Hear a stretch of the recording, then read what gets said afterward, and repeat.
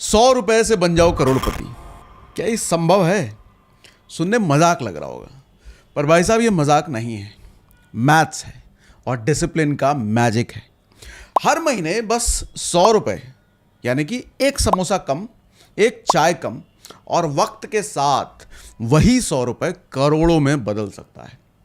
क्योंकि देखिए, इन्वेस्टमेंट में पैसा नहीं, टाइम और कंसिस्टेंसी ज्यादा काम करती है।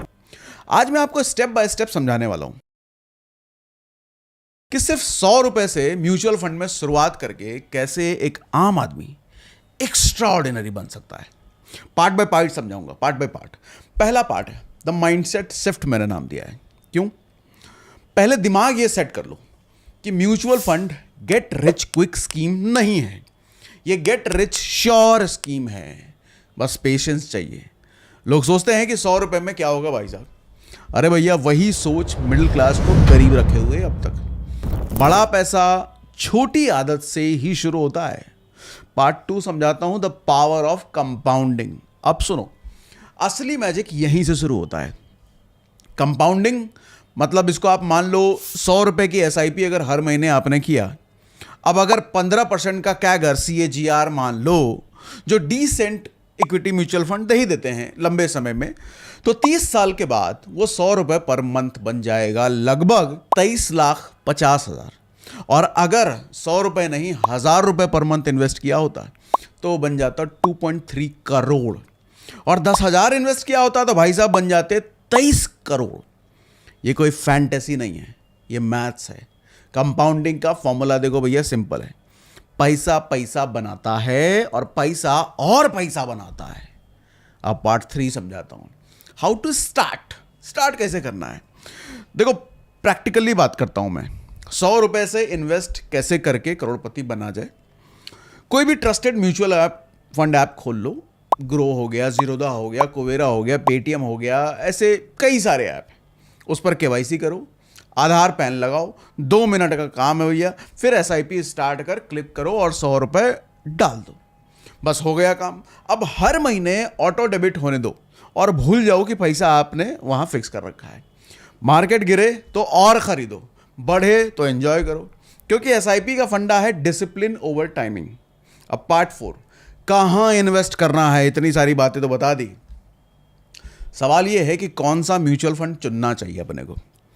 तो लॉन्ग टर्म अगर आपका गोल है, लॉन्ग टर्म के लिए इंडेक्स फंड जैसे निफ्टी 50, सेंसेक्स फंड, इनको आप चुन सकते हो, क्योंकि ये पूरे देश की इकोनॉमी में इन्वेस्ट कर रहे होते हैं।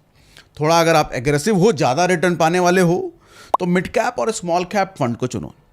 लॉन्ग टर्म में ये हाई रिटर्न देते हैं, पर रिस्क भी ये साथ लाते हैं।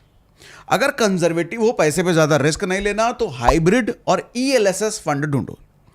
ये टैक्स सेविंग भी का फायदा देंगे और उसके साथ डिसेंट रिटर्न भी आपको दे देते हैं, मतलब डबल बेनिफिट ये आपको कराते हैं। अब पार्ट 5, हिस्ट्री जरा बता देता हूं। अगर किसी ने 1995 में 100 रुपए per month Nifty index fund में SIP किया होता, तो आज तक वो 1.5 करोड़ से ज्यादा हो चुका होता। अब सोचो, सिर्फ 100 रुपए डालता तो भी 15 लाख क्रॉस कर जाता, क्योंकि मार्केट में टाइम बिताना टाइमिंग से ज्यादा पावरफुल होता है।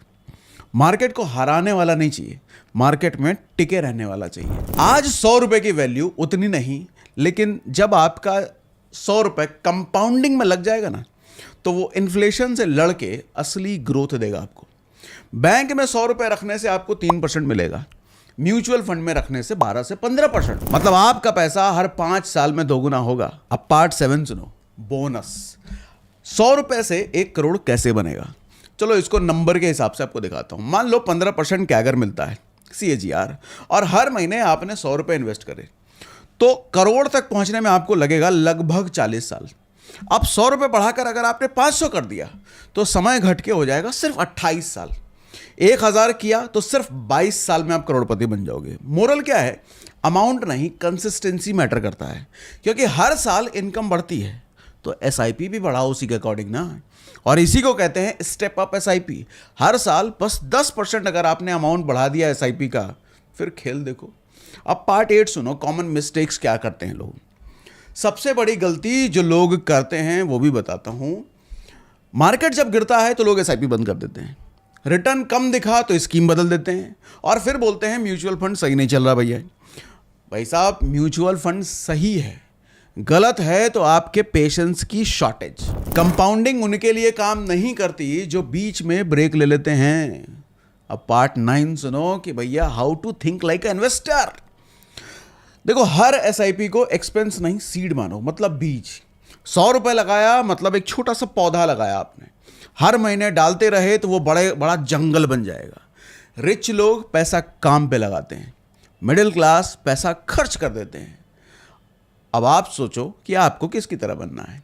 अब 10वें पार्ट पे आता हूं, एग्जाम्पल थोड़ी स्टोरीज बताता हूं, रिलेटेबल आपके लिए लगेगा। हमारे सर्कल में एक रवि है, एक चाय स्टॉल वाला, मतलब चाय स्टॉल वाला जिसने 2010 में 100 रुपए डेली बचाकर म्यूचुअल फंड में एसआईपी शुरू करी। 15 साल बाद उसका कॉर्पस 9 लाख क्रॉस कर गया। आज वही एसआईपी 1000 पर मंथ तक बढ़ा चुका है। वो अपने बेटे की एजुकेशन म्यूचुअल फंड से ही कराने वाला है, क्योंकि उसने सही टाइम पे इन्वेस्ट नहीं किया, उसने लंबा टाइम इन्वेस्ट किया। अब कंक्लूजन क्या है? अगली बार जब आपको कोई बोले ना कि भैया म्यूचुअल फंड रिस्की है, तो मुस्कुरा के बोलना कि रिस्क तो ना करने पे है। तो आज ही एसआईपी ज़रूर शुरू करो, 100 रुपये 500 रुपये जितना हो सके, क्योंकि अमाउंट नहीं आदत करोड़पति बनाती है। और याद रखो, वक्त सबसे बड़ा इन्वेस्टर है, बस उसको चांस देना सीख लो।